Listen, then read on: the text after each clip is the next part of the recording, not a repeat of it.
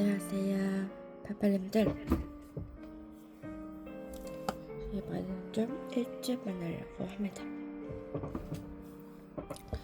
이번 세트는 저번에는 짜사잔 주제도 몇시라는 책을 소개해드렸잖아요. 그거는 만화책이기 때문에 쉽게 풀어서 만화로 읽어드렸다면 이번에는 소설을 읽어드리려고 합니다. 가을에 어울리는 책 마지막 잎새 소설편으로 한번 읽어보도록 하겠습니다. 마지막 잎새 오헨리 단편선이라는 책입니다.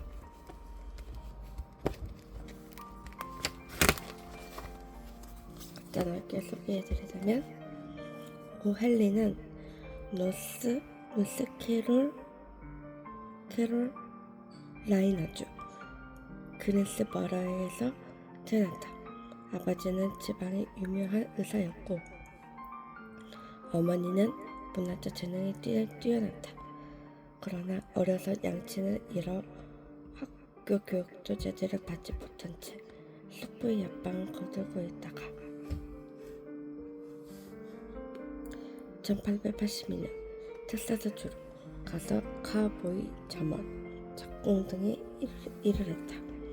1887년 25세에 17세의 소녀와 결혼하였고 1891년 오스틴 은행에 근무하면서 아내의 내조를 얻어 주간지를 잠깐 쓰며 진말수문의 유머러스한 일화를 기고하는 등 문필 생활을 시작하였다.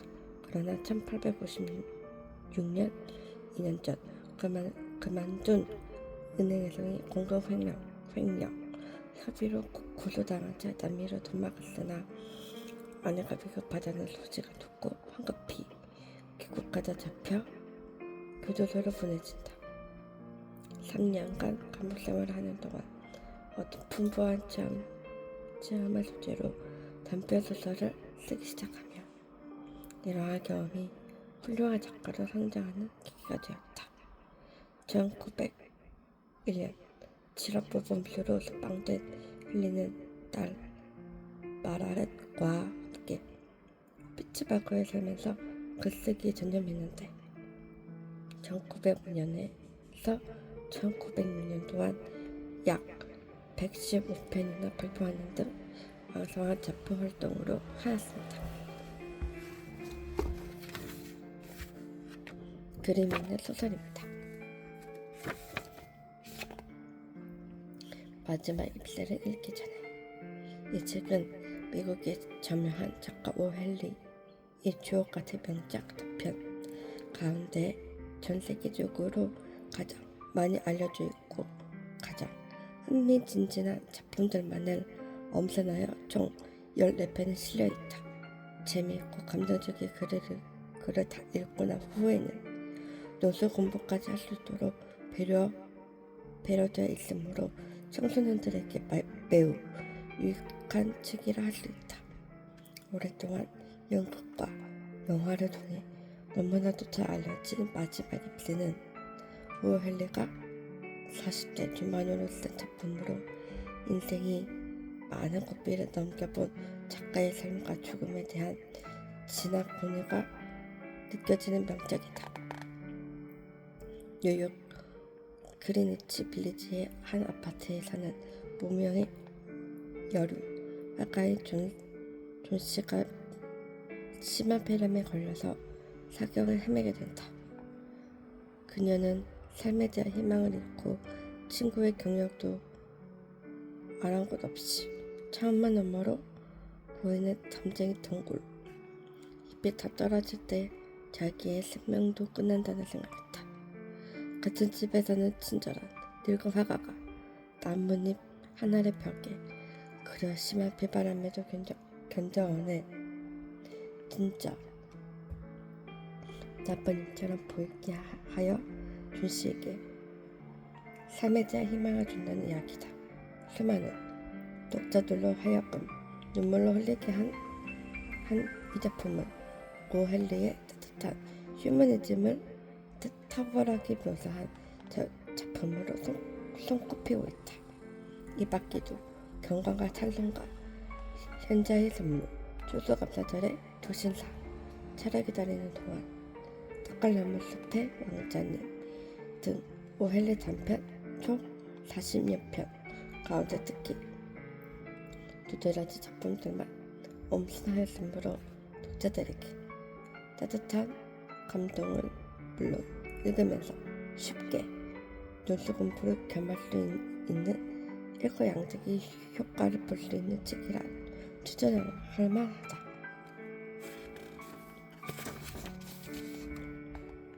간단하게 차례를 보자면 마지막 깁스, 떡갈나무 숲의 왕자님, 출세감사절의 도신사, 20년 뒤, 악원의 충격, 인생의 연극, 현자의 선물, 백작과 결혼선님, 인생의 회전목마, 사랑의 심부름꾼, 차를 기다리는 동안, 경관과 창성과 요수쟁이 제프, 만영의 빵, 제품에서 및 작가 소개 구성되어 있습니다. 여기에서 마지막 깁스 파트와 작품의 썰매 작가 소개까지 읽어드리고 마무리하도록 하겠습니다. 이런 추가적인 내용을 궁금하시면 책을 구매하셔서 읽어보셔도 좋습니다.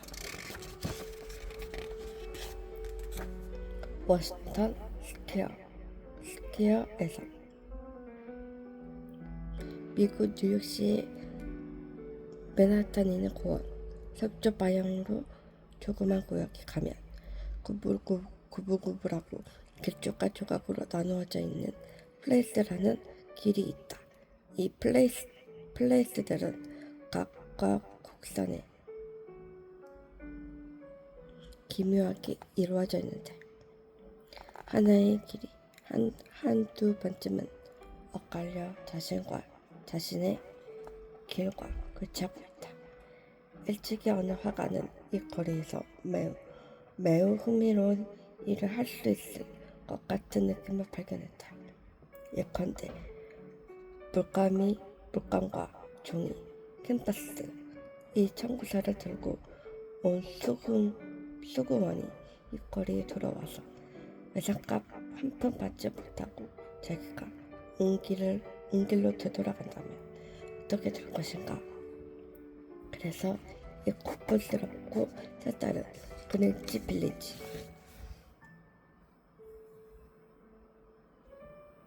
스퀘어 서쪽 지역으로 화가나 작가 등 예술가들이 모여 사는 곳에 많은 애호가들이 모여들어 북향 창문에 달린 18세기 기풍이 막고 네덜란드 풍이 다락방 그리고 싸구려 방세를 찾아 돌아다녔다. 마침내 그들은 6번 거리에서 백락, 거북과 탁상용, 폭로를 하나둘씩 들고 와서는 이곳에 예술인의 마을 일구기에 둔 것이다. 수호와 존지는 나지막한 3층 벽돌집 꼭대기에 화실을 갖고 있었다. 존지는 조안나의 애칭이다. 수연은 메인주가 고향이고 존지는 캘리포니아 출신이었다. 두 사람은 8번 거리에 있는 캘리포니아 식당에서 식사를 하다가 만났는데 예술 감각이 있어서나 꽃상추 샐러드 그리고 주교 소매에 대해서도 서로 취미가 일치한다는 것을 알고 공동의 화실을 갖게 된 것이다. 그때는 5월이었다. 11월이 되자 의사들이 피름이라는 칭하는 싸늘하고 눈에 보이지 않는 손님들이 말에 여기저기 쏟아내면서 그 얼음 같은 손가락으로 사람들을 만지고 다녔다. 이 박괴자들은 저편 동쪽에서는 대담하기도 의사되며 어스렁대고 몇십 명의 희생자를 쓰러뜨렸지만 이 좁고 이끼낀 플레리스 미로 생선은 걸음걸이조차도 한겨지러졌다. 페감스는 기사도적인 노신사라고 부르는 사람은 못 되었다.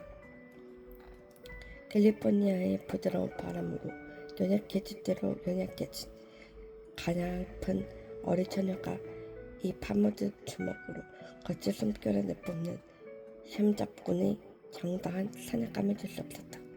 그런데 그가 존재를 던질 것이다. 그래서 그녀는 페인트를 칠한 철제 침대에 누워 거의 꼼짝도 못한 채 조그만 네덜란드풍이 창 너머 옆에 있는 벽돌집의 텅 빈 벽을 바라보고만 있었다. 어느 날 아침 의사가 털이 숭숭한 뺨빼기에 둘러보 움직거리며 수호를 서둘러 복도로 불러냈다. 저 처녀가 살아날 가망은 열에 하나. 악어치 연기를 뿌려 수은을 내리면서 말했다. 그리고 그 가망성은 저 처녀가 살고 싶다는 의지를 갖지 않으면 아무 소용없지. 지금처럼 장 의사한테 데려가고 싶은 마음이라면야. 제발 이거 먹고 다 바보 같은 짓이지. 저 처녀는 이제 낫지 않는다고 아예 마음으로 다짐하고 있거든.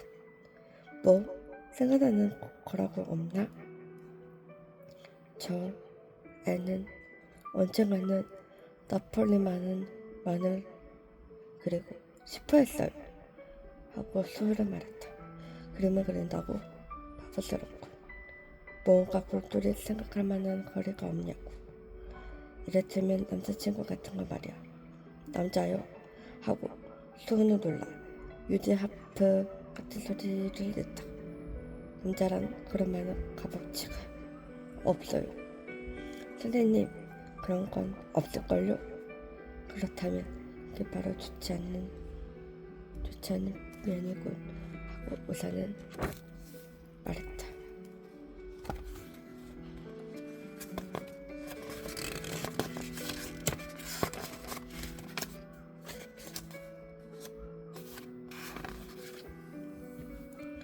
의소를 타는 때까지는 내 힘을 다해보겠어. 하지만 환자가 자기의 장례식 한결에 자동차 수를 세기 시작하면 그 효과가 반으로 줄어들지. 아가씨가 잘 거슬려서 겨울 외투 소매에서 유행이라도 반으로 줄어들지. 아가씨가 잘 거슬려서 겨울 외투 소매의 유행이라도 물어본다면 훅 가망성이 열에 하나가 아니라 열에 5이 될지도 모르지.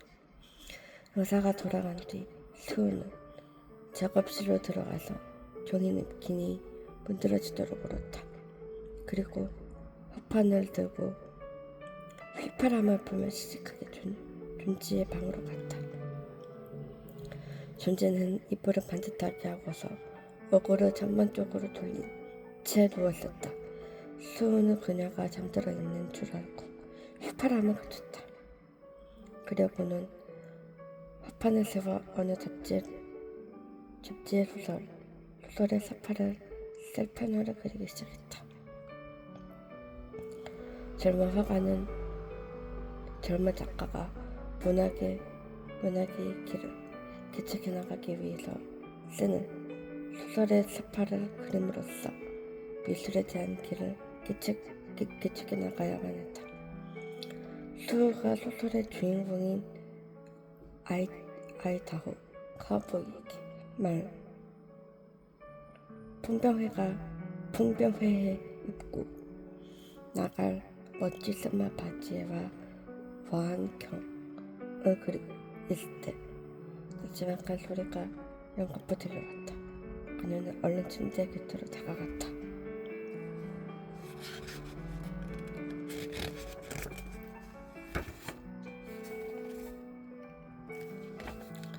존지의 눈은 커다랗게 떠 있었다. 그녀는 창밖을 바라보며 수를 거꾸로 세고 있었다. 12라고는. 잠시 후에 다시 11, 19. 그러다가 동시에 8, 7하고 세웠다. 수호는 궁금해서 창밖을 뜯어보았다. 무엇을 세는 것일까? 그러나 그저 스산하고 쓸쓸한 앞마당과 20피트 동떨어진 저편의 텅 빈 벽면이 보일 뿐이었다. 뿌리가 울퉁불퉁하게 엉겨 붙어서 썩은 한 그루에 해묵은 담쟁이 덩굴이 벽 중간쯤까지 뻗어 올라갔었다. 가을의 찬바람이 덩굴에 달린 잎사귀를 쳐서 떨어뜨리고 앙상한 발기성의 가지는 허물어져가는 벽돌에 간신히 매달려 있었다. 뭐하는 거야? 수가 물었다. 여섯하고 둔지는 거의 속삭이듯이 말했다. 이제 빨리 떨어지기 시작했어. 사전에는 거의 100개 정도 있었는데 세고 있으면 머리가 다 아플 정도였는데 이제는 쉬워졌어. 또 하나 떨어지네. 이제 남은 잎사귀는 5개뿐이야. 뭐가 5개라고? 얘기해봐. 잎사귀 말이야. 담장에 덩굴의 잎. 마지막 한 잎이 떨어질 때 나도 그게 될 거야. 난 이미 살지부터 알고 있었어. 그래서 선생님이 그러시지 않니? 그런 바보 같은 소리 하지 마. 난 들은 적 없는데. 수호는 터무니없다는 듯 투덜거렸다. 저 담쟁이 덩굴 잎사귀와 내가 낳는 것이 무슨 상관있다고 그래? 넌 저 덩굴을 아주 좋아했잖아. 이 말년광이 아가씨. 제발 바보 같은 소리 그만해. 선생님은 오늘 말이야. 내가 곧 원퀴즈를 가망한 선생님 말씀대로 저렇게 말하자면 하나의 열이라고 하셨어. 그건 말이야. 뉴욕 시내에서 전차를 타고 가거나 새로 지은 건물 밑을 지나갈 때 위험물 같은 거지. 자, 이제 그 물 좀 마셔봐. 그리고 쓰디에게 다시 그림을 그리게 해줘. 그러면 그걸 편집사에게 팔아서 아픈 우리 아기에겐 포도주를 사고 먹성 좋은 아이에게는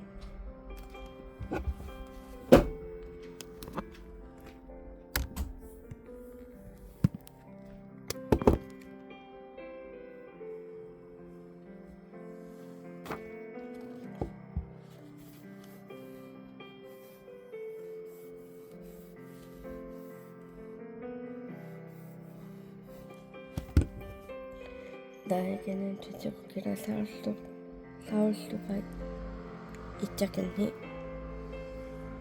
포도주는 이제 필요 없어 하고 둔지는 계속 창밖을 내다보며 말했다. 또 한 입 떨어지네. 아니, 그물도 먹지 않을래. 지독자뿐이야.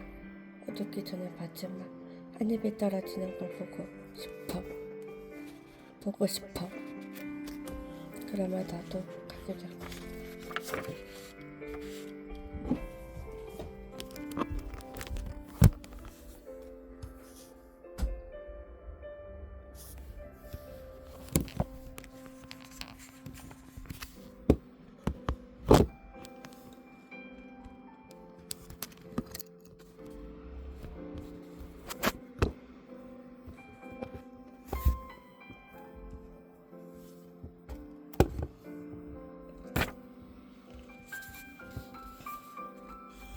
존지.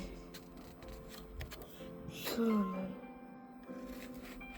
그녀 위로 몸을 굽히며 말했다.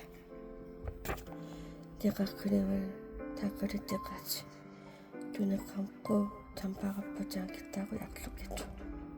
난 이 그림은 내일까지 넘겨야 한단 말이야. 광선이 필요해서. 그래, 그렇지 않으면 고천이라도 내려줄 수 있겠니? 나를 방에서 그리면 안 되겠니? 윤지는 차갑게 말했다.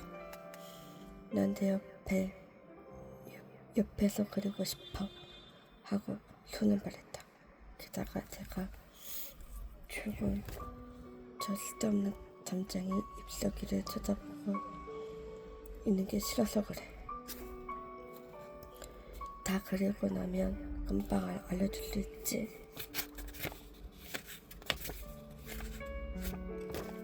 하고 존재는 창밖에 누워 눈을 감으며 말했다. 마침에 하늘빛 떨어지는 거 보고 싶으니까. 난 이제 기다리기에도 지쳤거든. 생각하는 것도 지쳤고 모든 것에 대한 집착을 떠나서 저 나뭇잎처럼 가엽고 고달픈 나뭇잎처럼 아래로 떨어져 버렸으면 좋겠어. 한숨 푹 자도록 해봐 하고 수은은 말했다. 나는 배우면 할아버지를 불러서 모델이 되어달라고 해야겠어. 인도네 사는 늙은 광포의 모델은 말이야. 곧 돌아올게. 내가 돌아올 때까지 절대 움직이면 안 돼. 헤어마 노인은 이 집의 1층에 살고 있는 화가였다. 6살이 넘은 이 할아버지는 미켈란젤로가 그린 모세의 소형 같은 오랜 하루가 곱슬곱슬 나 있었는데 마치 반도신 같은 얼굴에 도깨비 같은 문집을 하고 있었다.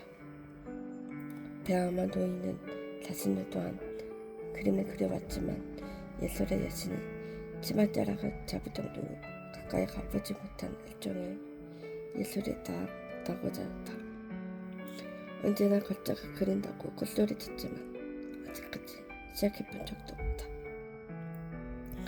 지난 며칠 동안 사업용이나 광고용 그림을 서툴게 있다금 그린 것밖에는 다른 것을 아무것도 그리지 못했다. 정아 엄마 이거 집안일 좀 도와주라. 응? 엄마 너무 많다. 설거지도 많고.